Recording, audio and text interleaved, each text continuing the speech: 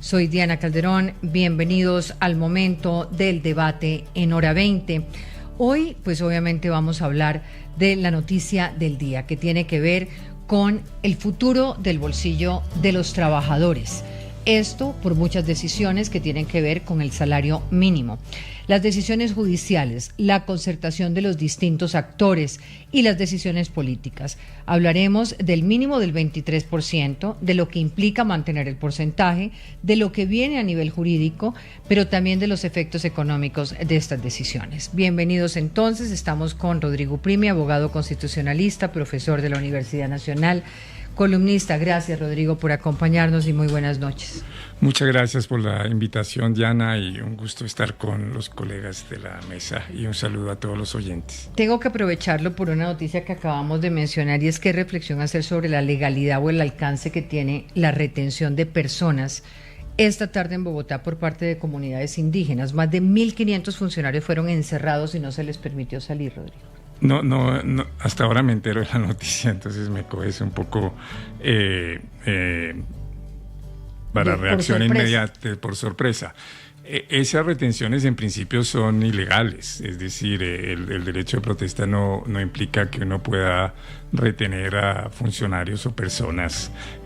Sería un exceso en el derecho de protesta. Ya tocaría analizar mucho más concretamente las características de lo que ocurrió para hacer una valoración más estricta. Entonces, como no conozco muy en detalle los hechos, y en el tema de las protestas siempre los hechos pueden tener diferencias muy sutiles que impliquen una valoración jurídica muy diversa. Muy bien. Saludo también a Cristina Fernández, economista, profesora e investigadora de la Universidad del Rosario. Cristina, gracias por acompañarnos. Buenas noches. Diana, un placer estar ahí con todos y un saludo a la audiencia. Ángel Custodio Cabrera, exministro de Trabajo. Buenas noches. Todavía no está Ángel Custodio. Saludo a Luis Fernando Mejía, consultor independiente, exdirector de Planeación y de Fedesarrollo. Hola, Luis Fernando, un gusto tenerlo. Ahora como consultor. Igualmente. Diana, gracias por la invitación. Un saludo muy especial. Saludo a todas las personas que están conectadas y, por supuesto, a los compañeros de panel.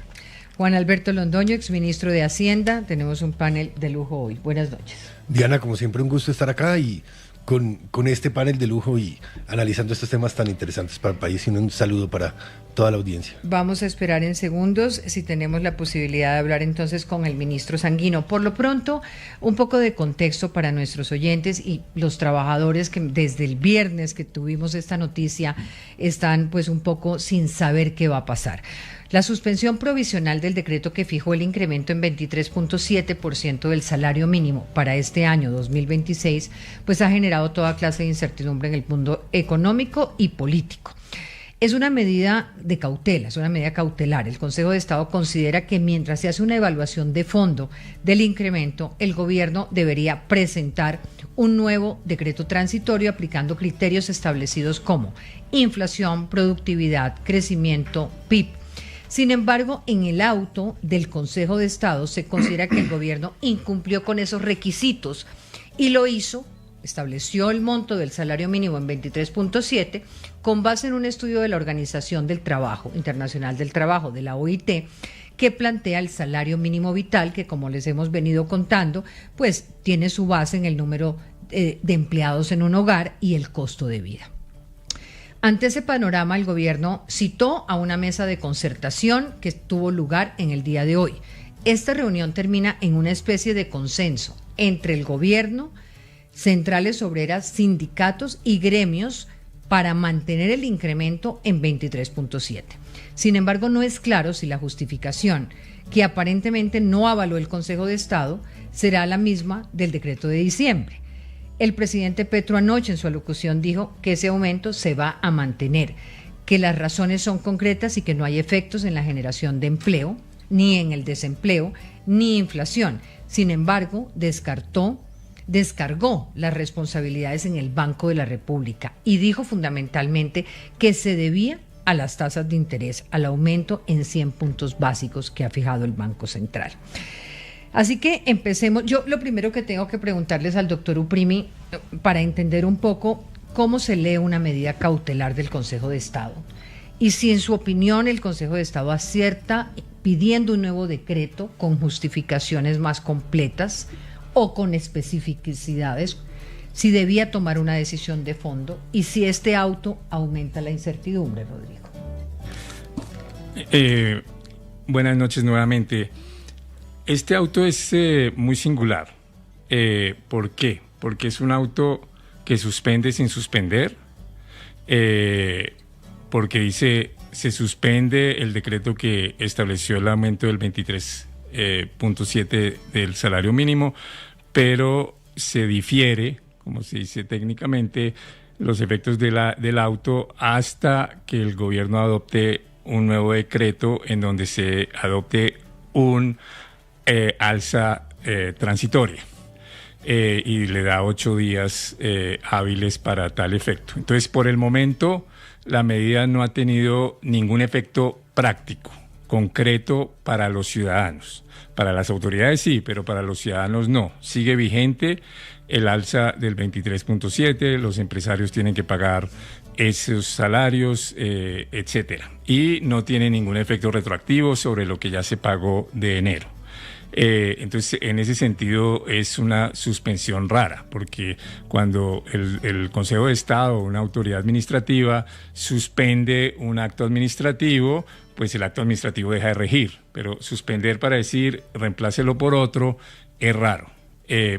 Yo creo que este es un auto muy juicioso, yo no lo comparto, yo discrepo de ese auto, pero creo que es un ejercicio muy juicioso que hizo el magistrado que adoptó este auto, no creo que sea un auto arbitrario. Yo lo comparo con lo que hizo la Corte Constitucional al suspender el decreto de emergencia por la caída de la reforma tributaria, que yo creo que fue arbitrario. La Corte no tenía esa facultad y han pasado 3 semanas y no conocemos ni siquiera el texto que sustenta la suspensión de la declaratoria de emergencia. Aquí inmediatamente, el mismo día que el magistrado suspende el decreto con esos efectos diferidos, o sea, suspendiendo sin suspender, tenemos un texto juicioso de 60 páginas en que justifica la medida. O sea, ha sido, e indudablemente, un juez contencioso administrativo, como el Consejo de Estado, tiene la facultad de suspender, tomar medidas cautelares. Las medidas cautelares son medidas que toma un juez durante el proceso, que no son medidas definitivas, no es la sentencia, no ha dicho esto es nulo, sino yo creo... Con lo cual, si el gobierno entrega lo que el Consejo de Estado pide, el Consejo de Estado entrará a ese estudio para un fallo de fondo. Ahí es donde es raro, porque ahí no queda claro. ¿Por qué? Porque el decreto que está siendo demandado y que se estudia es el decreto de diciembre, llamémoslo decreto 1. Ahora supongamos que hay consenso, concertación, los gremios, los sindicatos ponen lo que ocurrió hoy y sacan un decreto en donde la sustentación es que hubo consenso. Entonces, ¿qué va a hacer el Consejo de Estado? ¿Va a estudiar de fondo en la sentencia el decreto inicial o va a estudiar el decreto transitorio que sustituyó totalmente el decreto inicial? Por eso creo que el juez ahí se enredó porque no encontró una mejor medida cautelar. Para mí la mejor medida cautelar, no sé si el ordenamiento administrativo, contencioso administrativo lo permite, fue haber dicho: considero que usted no dio suficiente explicación del alza del salario mínimo, por consiguiente, antes de que decidamos de fondo, intenten una nueva concertación o den suficiente explicación. Pero esa no fue la medida, entonces tenemos una cierta incertidumbre. Yo creo que en derecho hay un principio... Y por eso no está de acuerdo usted con ese fallo. O sea, a pesar de que sea juicioso, usted no lo comparte en la medida en que no plantea las dos salidas. No, ¿o no necesariamente? No tanto. Yo creo que, aunque yo discrepo ahora es políticamente incorrecto decir que uno está en contra del alza del 23%, pero yo no tengo problema en ser políticamente incorrecto. Yo creo que esa alza, desde el punto de vista...